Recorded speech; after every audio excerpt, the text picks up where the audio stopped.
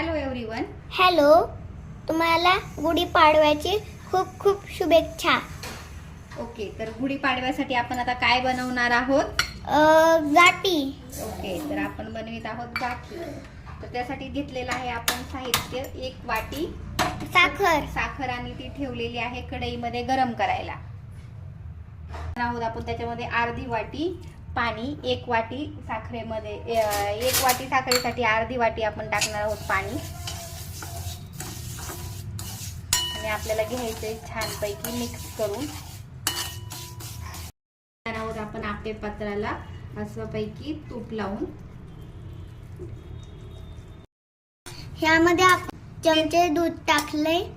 ते पात्रातून आपण गाठी काढून घेणार आहोत. 10 मिनिटांमध्ये ही गाठी मिश्रण टाकल्यानंतर तयार होते.